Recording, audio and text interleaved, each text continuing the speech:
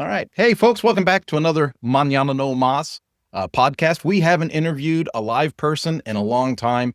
And today, I think it's over the top. I'm thrilled to bring you a guest that I met through Adam Weeks. His name is Zach Hendershot. He is founding a company called Miruni. We're going to have a great conversation about how AI can help your agency kind of speed things up and become more efficient managing customers' websites. But before that, I'd like Zach to take a moment to introduce himself and maybe finish the conversation we started before we hit record. Zach, say a little something to the folks. Awesome. Thanks for having me, Kurt. I really appreciate it. Yeah, I'm Zach Hendershot. I have a pretty diverse background. I'm an engineer by trade. I have run product organizations at various Fortune 500 companies, and I've had various entrepreneurial journeys, including starting many agencies in the past as well. And so, I've been in the WordPress, CMS, sort of custom software space for, I don't even want to list how many years, probably 20, 25 years at this point. And so I am passionate about technology. I love talking about technology, which is why I'm excited to talk to you, Kurt, but I also just love, solving problems with technology. And I think AI, as a keyword is a really powerful tool to solve hard problems with technology. So that's why we're doing what we're doing in Miruni, which we'll talk about at some point. But I also love to ride bikes. I love to hike. I love to be out in the world. As a counter to my screen time, I like to work with my hands and be out in the sun and, sort of stretch my legs, as it were. And that's where the biking and the other outdoor pursuits that I do get me excited and re-energize me. So that's the other part of my personality. It is just uncanny to me how many people are in our space and have similar passions. There'll be times, as a solopreneur running a team all over the world, I'll be sitting in front of the computer, in front of the screen, and I'll think, what am I doing? Like, I'm not productive.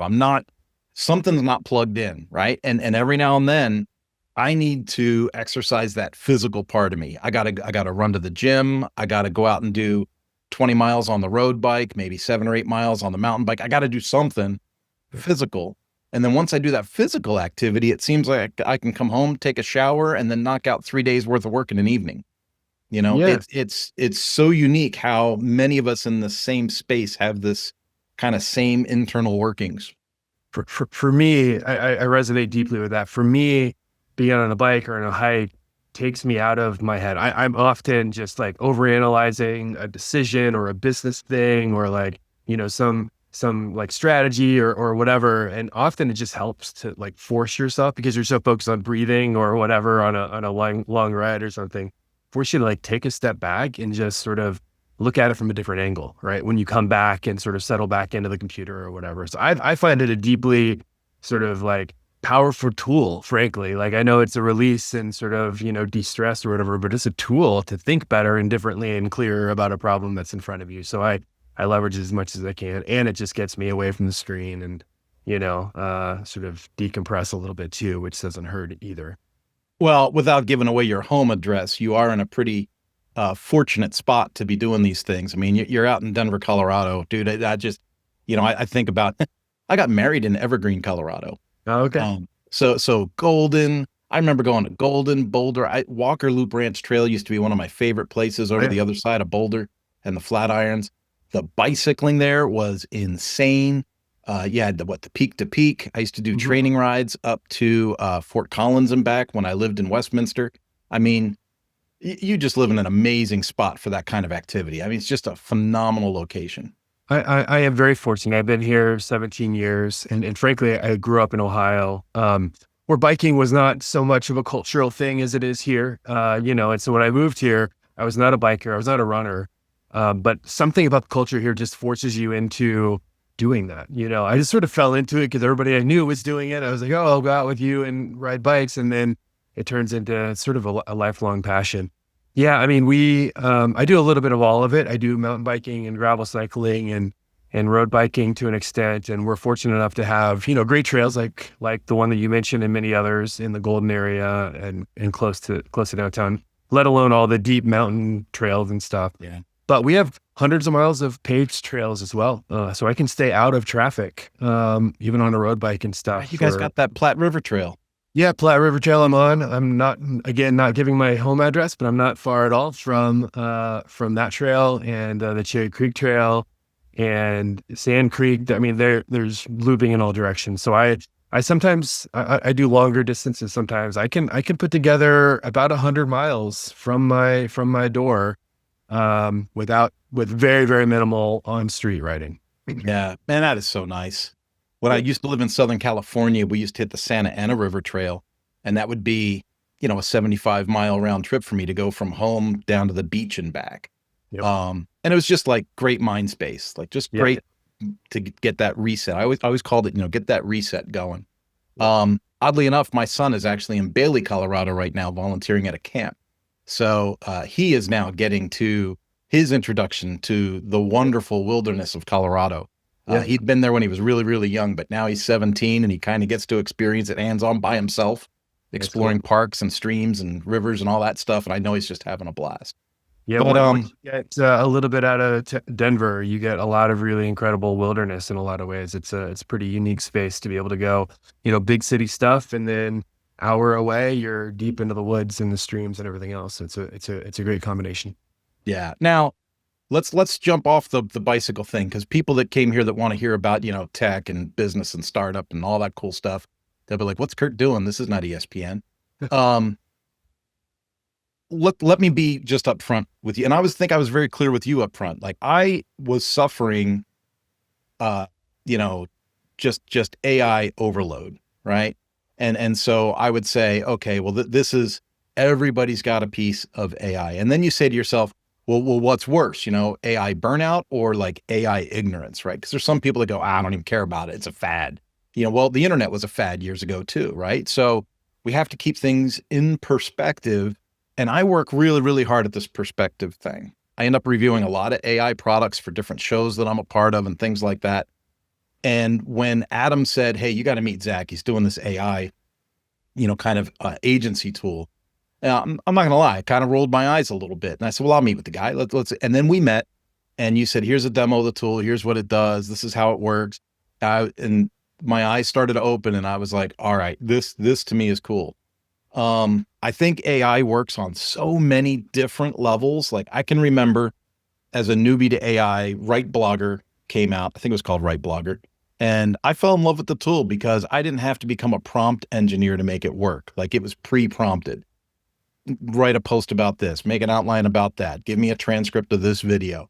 And it would do it, when I didn't have to make the prompts, it did it. But then as I got more acclimated to how AI works, I thought, why am I paying Write Blogger for this service?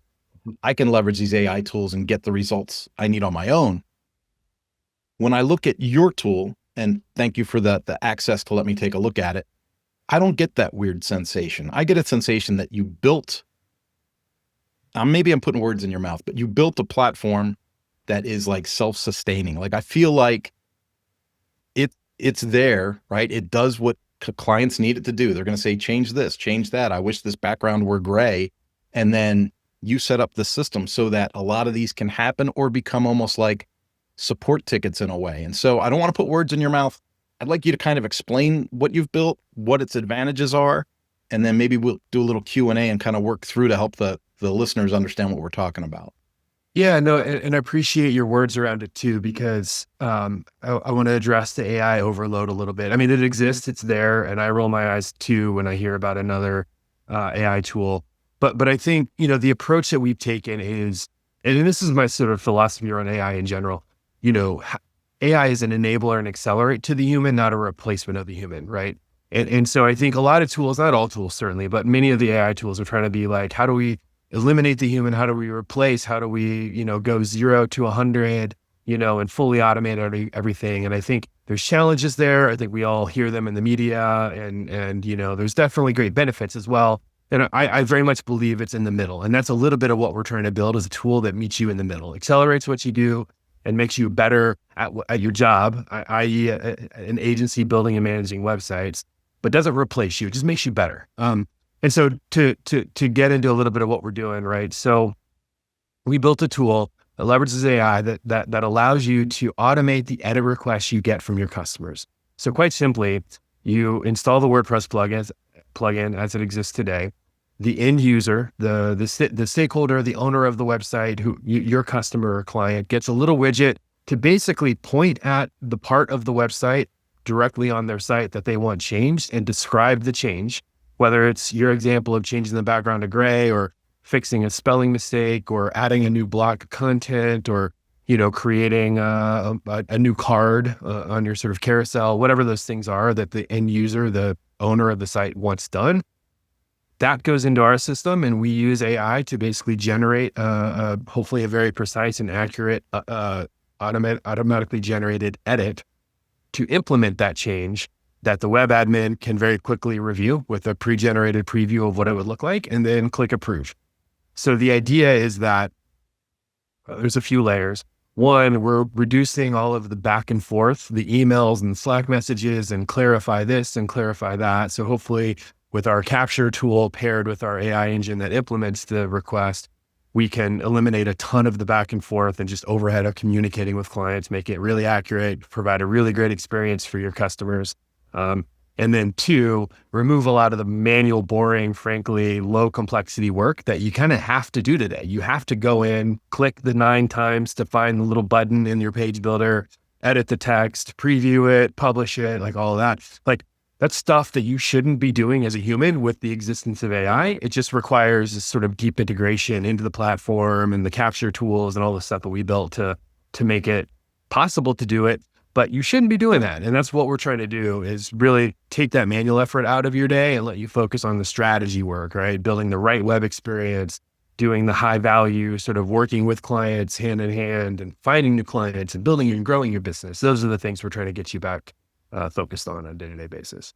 Yeah. Now I want to do like a usage scenario, right? So I know that some people in the agency space are going to hear you and I having this conversation, and they're going to say, why on God's green earth would I want to give them a point and click tool to tell me what to do next? Like, some clients are crazy and they just want to reinvent how the internet works for the sake of reinventing how the internet works. Sure. And so when you're talking to an agency that says, that's my conflict. My conflict is I don't want to give people this feeling that there's these unlimited changes available. But you and I both know that there are unlimited changes available, right? So it's like, all right, so how do you have this conversation in a way where you're still providing a value to your client, and it's up to you to figure out how you're going to monetize that value? Yeah. And that's been our approach at this point, is give tools to make it really easy to capture the intention of your customers or clients. I mean, if you're any agency, right, like you're going to get 100 requests regardless of how you do it. Make that easy. And make it easy to implement and click a one button to implement the thing if it's the right thing to do, but get out of your way if it's not the right thing to do. Just be the tool to capture it and ignore it, or have a communication with the client to say, hey, like this request that you said doesn't make sense for these reasons, and continue that human relationship. We're maintaining this sort of human in the loop or parent in the room methodology, right? Because what we don't want to do is just, bend to the whim, every whim that your customer or client would have, because we know, being in the space for as long as we have, like a lot of those requests are just the wrong requests. You're asking the wrong thing. But a lot of them are things that just legitimately need to be done. So our mission is to get out of the way, make it easy to just get the things done that make sense to get done. There's a lot of just, low level, like day-to-day, just updates and enhancements and refinements and fixes and whatever that we can automate. And we think it's a large percentage. And then the other percentage, have a human relationship and at least know better what the request is with the capture, with the screenshot describing the change. We capture a bunch of metadata about, the web browser in use, the device in use, JavaScript logs that are going on while they're recording their edit request, network traffic, stuff like that. Those are all valuable data points to help you have a more meaningful, data-driven conversation around what the client wants. But we don't want to force you to do anything. We just want to give you tools to make what you do better and faster. Now, I'm going to take it probably 5 steps further. And at some point, is this tool going to come up with its own tasks, like recommending to the owner, right? Instead of the owner saying, change this call to action, Do you think there's a room in the ecosphere for, hey, we noticed your web traffic went down. Maybe we should try changing your call to action. What do you think of this change? And then it submits it, and then you say approve or disapprove. Like that would be kind of like crazy, what's that movie where they're trapped in space, Hal, and Hal says, I can't do that. Yeah, totally. No, I think you're spying on our roadmap a little bit here. Yeah, no, exactly. So the way that we think about what we're trying to do is right now we're getting really good at automating edit requests that come in from your clients. We talk about it generally, turning insights into action. So today's insight is edit request from your client. The action is, implement the edit request and make it easy. One button click to implement the, spelling update or the color change or whatever it is. In the future, what we built and what we'll evolve into is a platform that can turn any number of insights into any number of actions. So your example is a good one, or the thing that you're alluding to, which is, we could uncover patterns or behaviors or changes in the site, whether it's traffic or whether it's content optimization based on other data we can collect. We can automatically prepare an update to implement the insight that we uncover ourselves or that you feed into us from other external systems, right? Whether it's a SEO optimization tool that identifies 48 things to increase your SEO score. We can implement automatically a large number of those, if not all of those, updating meta tags, updating title tags, matching the OG link description with the title and the page content that's summarized. Like all those things are things that we can effectively do. It's just, we need to continue to expand the support of different input and output systems. But yeah, we very much see this as a way of turning a number of different insights into the action directly inside of the CMS system and certainly, directly into WordPress specifically. So at the risk of setting the expectation high, for a solopreneur type agency managing, let's just make it modest, 18, 23, 25 sites. Let's say they're managing 25 sites. Putting this in place is almost like having a junior developer kind of help them side by side. That's a great description. The way that we think about it is, you can do 2 to 3 times more work than you could in a given workday, and you can do whatever you can leverage that however you want. Whether that's you have a maintenance contract with those 10 to 15 clients, and you want to you continue to provide that same level of value. You charge them the same amount of money to maintain and manage their site, but you do it faster, more effectively, with higher accuracy, and you're going to keep the customers. You're going to keep them longer. You're going to keep them happier. And you're going to have better margin, just speaking from a pure business perspective, right? Or you want to provide a much more competitively priced set of maintenance and management services in the competitive landscape that you're focused on. And a tool like Miruni can help you do more with less and do that in a much more cost-effective way than maybe your competitors could. So that's another way to look at it. At the end of the day, we think on average, and this is across all the averages that we've collected, we think we call these smart edits. We think every smart edit saves you anywhere from 15 to 20 minutes on average. Some of them may be a few hours of time savings because there's lots of complex work happening. Sometimes a spelling mistake, right? That we can implement in a few seconds might take you, a few minutes to implement.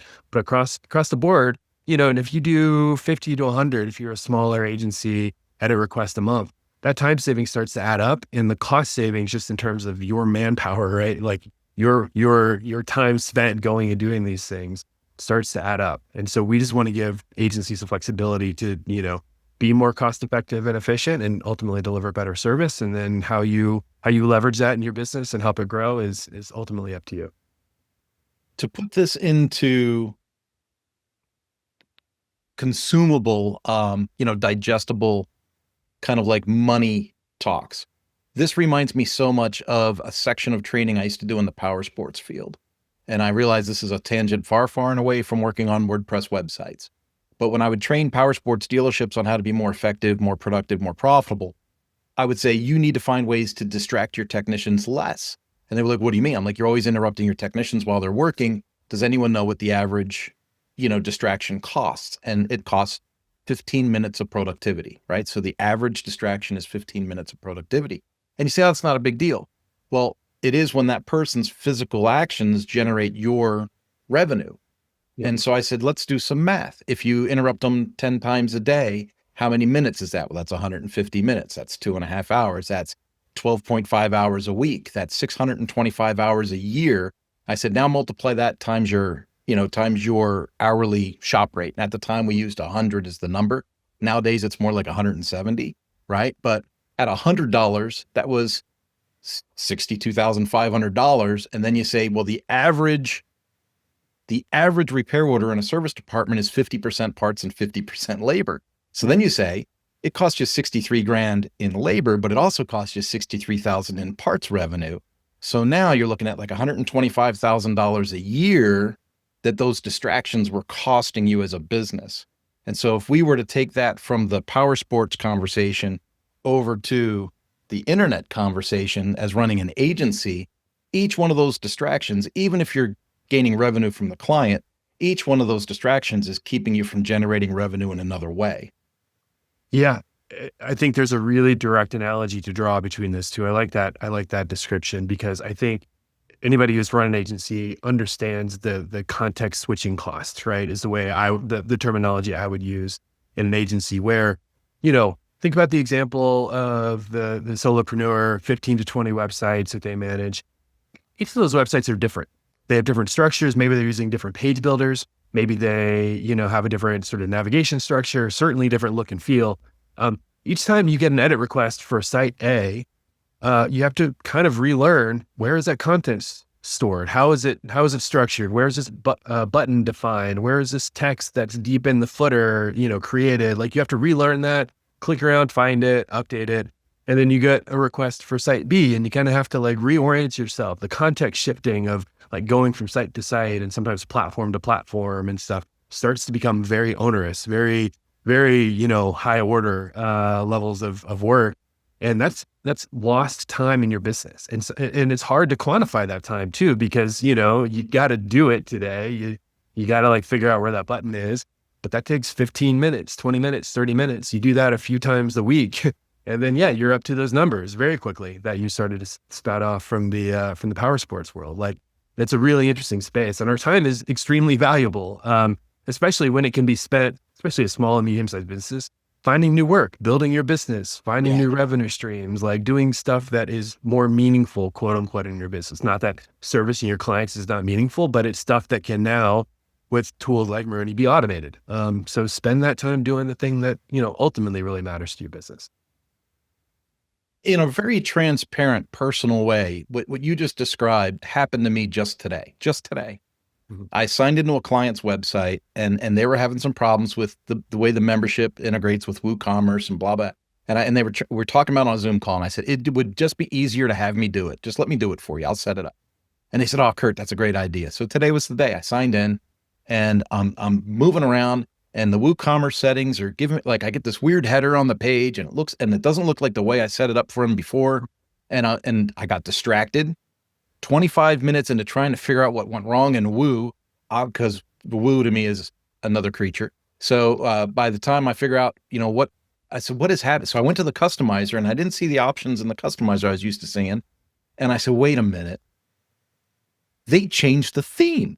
So it's the most basic of things, right? But I'm distracted on 20 other channels.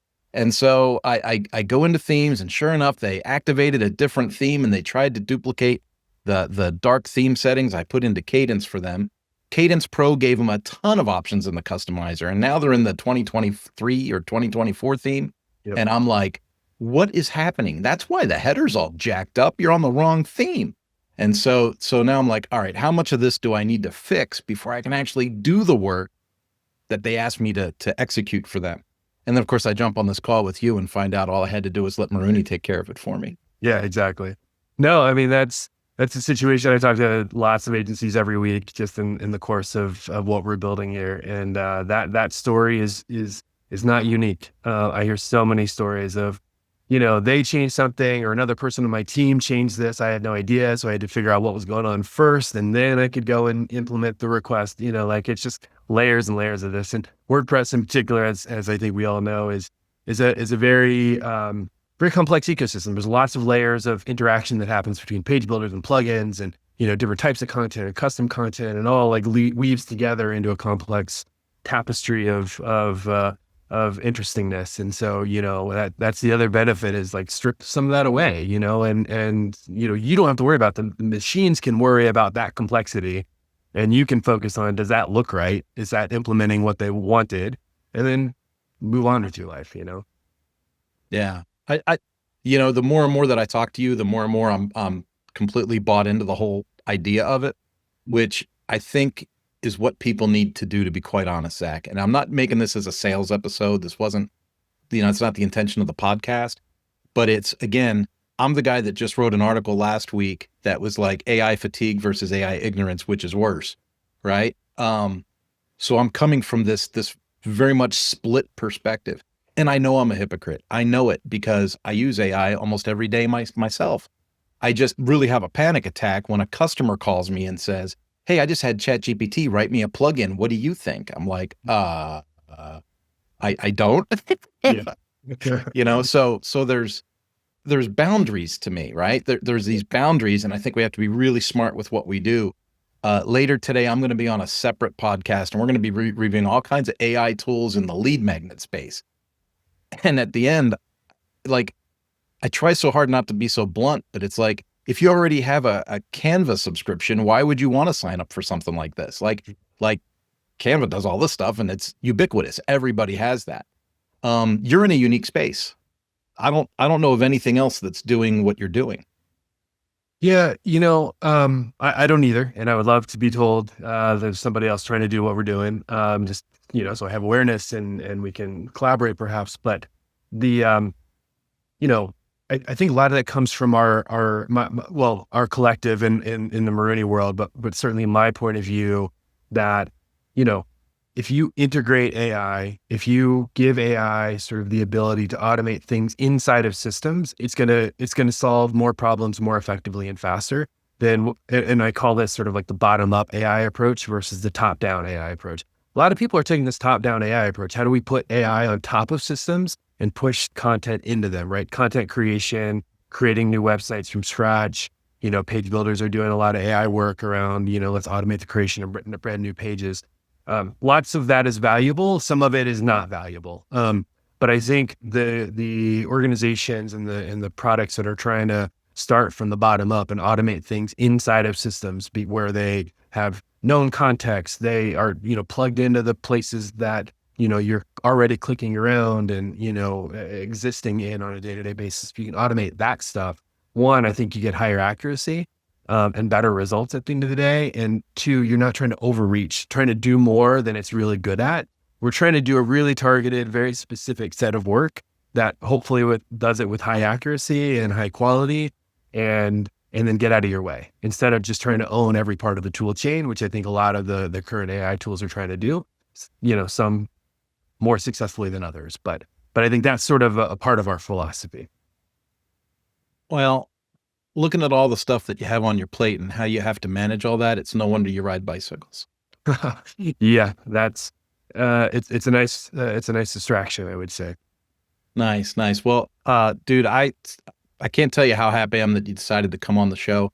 I think I told you when we first met, I don't schedule these shows to be produced every week, every 2 weeks, or even every month. I just wait till someone of absolute quality shows up and says, "Hey, I'd be interested in being on the show." So I'm thrilled that you came. Are they coming on next then? Who you're talking about?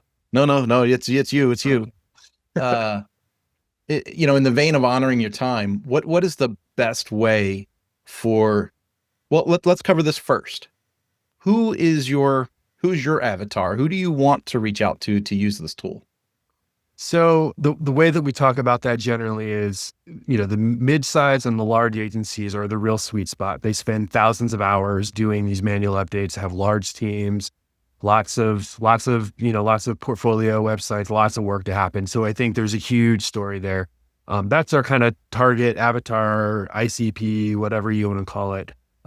However, the small agency and the freelancer also have lots to gain in a slightly different way. They don't have the volume and thousands of requests a month, but they also have higher proportional sort of context shifting, as we talked about earlier. So those are kind of our targets. Agencies, if you're building a website for other companies, small, medium-sized businesses, we're a great fit for you, I think, because we can solve a lot of the manual labor pain points that you spend on a day-to-day basis. Perfect. And then the follow through to that question then would, of course, be, how do these avatars perfect fit clients that we're describing? How do they get in touch with you or get a test drive of Miruni and see if it's for them? Yeah, I'm a very accessible founder and CEO of this business, so you can reach out to me. I'm Zach, Z-A-C-H, at Miruni.io, Miruni.io. You can also visit Miruni.io, learn more about what we're doing. We have some videos up there. We have, I think, a pretty good description of what we do and how we work. And you can sign up for an account there and get a free trial. And you can find me on LinkedIn, just Zach Hendershot. You find me, you'll find the CEO at Miruni tagline and hunt me down. I'm happy to answer questions, happy to jump on a call, do demos, anything, just to help people understand how we can help. Yeah, I know that you did that demo with me on the screen share, and it was an eye opener for me because it wasn't what my brain had, forced a different image in my head. And then when you ran through it, I was like, oh, that's like a no brainer. And it's like, I don't mean to say it like a no brainer, like you designed something silly. You made it accessible. You made it workable for the average person, which is a pretty remarkable feat. Yeah, I appreciate that. I appreciate that note as well. And not to harp on this too much, but that's very much our philosophy on this. How do we make it accessible, right? There's a lot of great tools out there, but we're just trying to make it really easy to use, especially for non-technical end users, your customers often. We know the key to success is to make it dead simple. Not that they're not smart, but they just, many of them just don't know how to use technology. And so we're trying to bridge the gap, basically. So that's been a lot of what we're trying to do. Make it dead simple and make it deceptively simple. There's a lot of complexity going on behind the scenes to make it work the way it works, but we try really hard to make it easy to use. Yeah. My next project is a startup website for a tow truck company. I don't expect him to know how the internet works. I expect him to know how to hook up a Dodge 1500 and put it on his ramp truck. Yeah, exactly. And you shouldn't expect them to figure out how to navigate WordPress or articulate their requests in detail, like WP posts and content blocks. Get out of that way. Let them speak plain English and do what they need to do. Well, Zach, absolute pleasure. Thanks for coming on, man. I really appreciate sharing you with our people. And folks, give Zach a shout. Have a good one. Thanks for having me. Take care.